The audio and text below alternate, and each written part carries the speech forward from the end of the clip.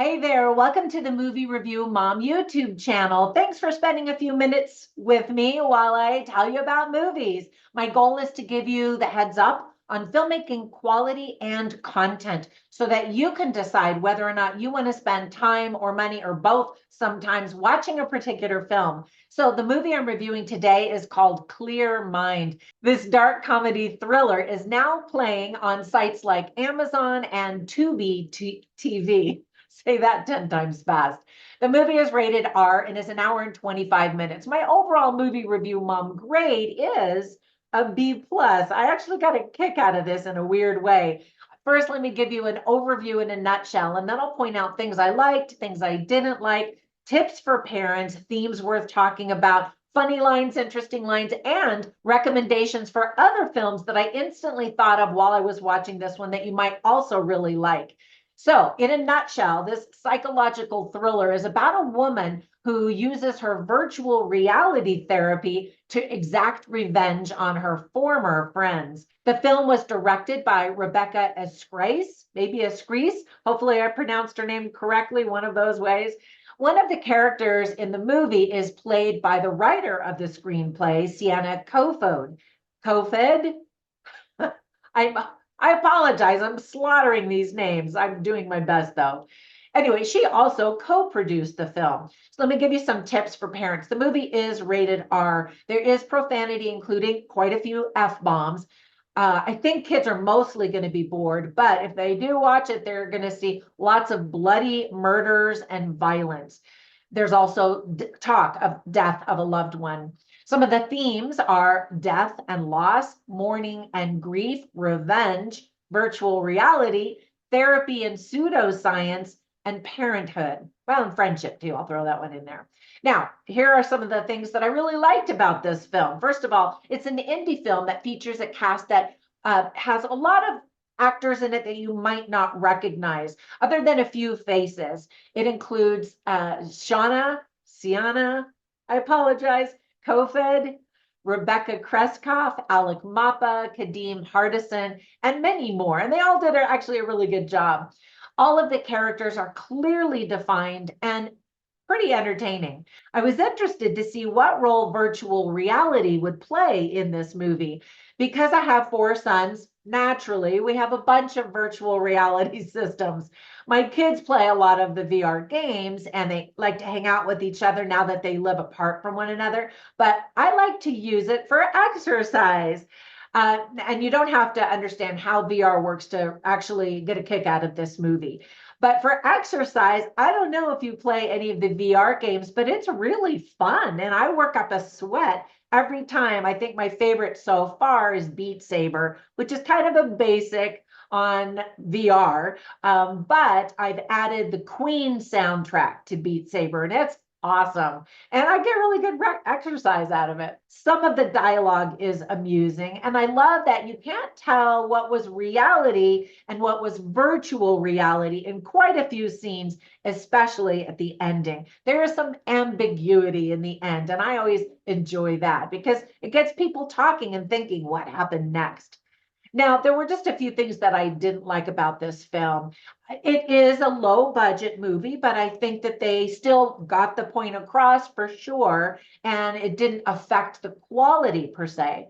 It does always annoy me when movies make Christians look like freaks, which happens in this movie as well. There is a huge tonal shift in the film. In Act One, we learn about this devastating accident that caused a child to die. And the parents are still reeling from all of this. And the friends, and there is a rift in the friends who were there as parents, the mom in particular, is pointing fingers at who should have been watching her child. And it's so heartbreaking. And you're like, oh, it's pure drama. And then in Act Two, we start to see a shift. And by Act Three, it is full on horror. And throughout, it is very much a dark comedy, as there is a lot of humor, but it's like dark humor, if you know what I mean. And that's not a bad thing. I'm just saying because of the tonal shift, that was something I'm not sure how you could work around it, but there weren't indicators at the beginning that it was going to get to the place that it went in Act 3.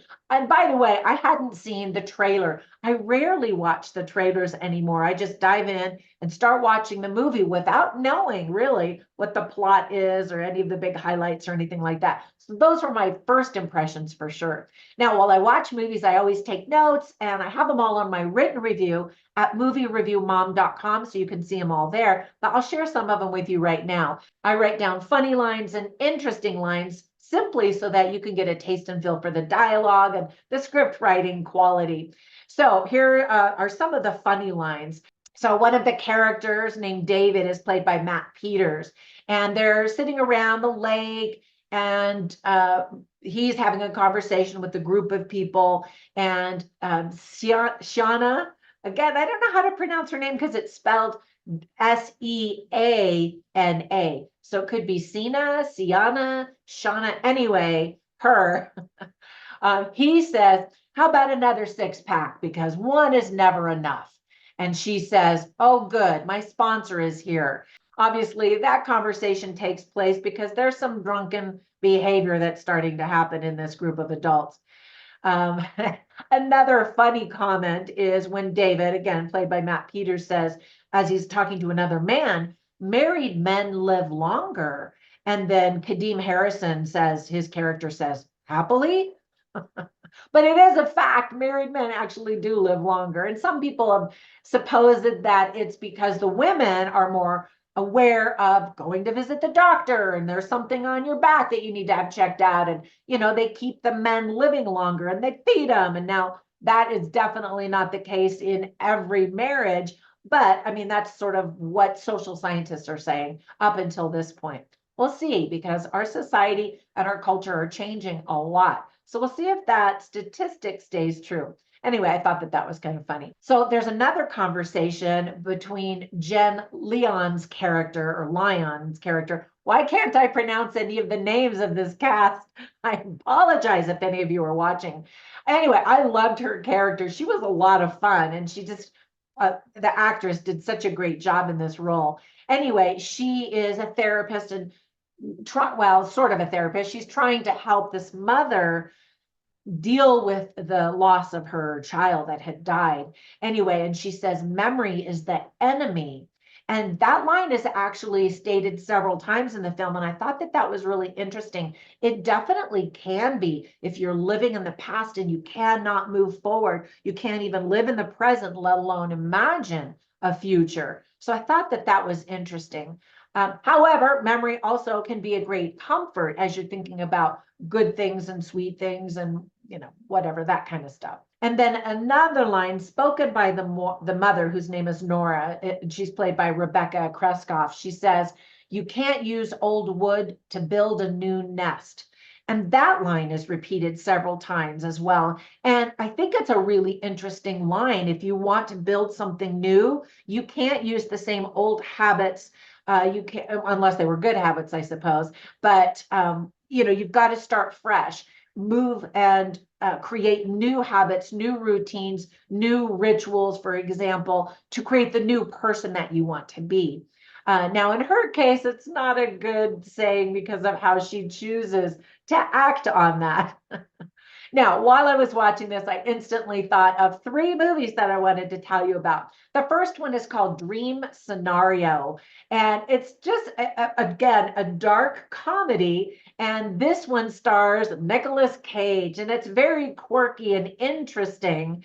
And I will queue up my review of that one so you can watch it. I just reviewed it, I think, last month or 2. Anyway, I think if you like this movie, you'll probably get a kick out of that one. There are some dreamlike sequences. Anyway, you'll have to watch my review and see what you think about that one.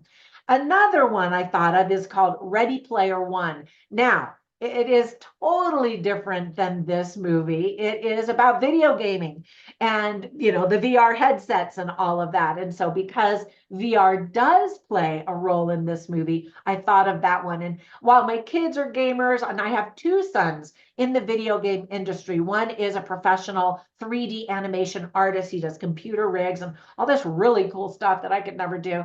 And then I have another son who had just graduated with his MBA and decided he thought business was a little bit too boring for his everyday life. And so he retooled himself. And now he is a level designer at a different video game company, making more money, having a blast with his job. And I'm so proud of him. And I know that MBA is going to pay off because the two sons are talking about creating their own video game company.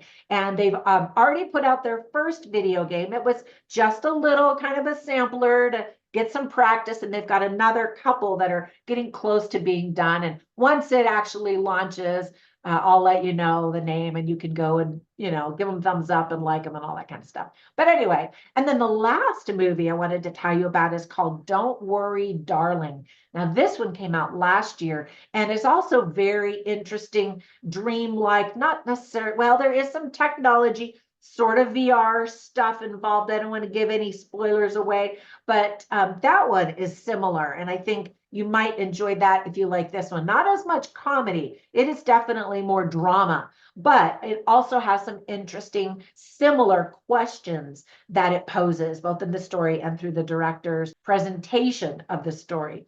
All right, that's it. Thank you so much for watching. Run over to my Facebook group called Movie Review Mom, where you can join the group and the community as we talk about movies. And you can also find me on, well, all over social media, but on Instagram as Movie Review Mom and as Trina Boice, which is my name. So you can see all of my books, my online courses, my products, and other shenanigans. Have a fantastic day, and I will catch you in the next one. Bye for now.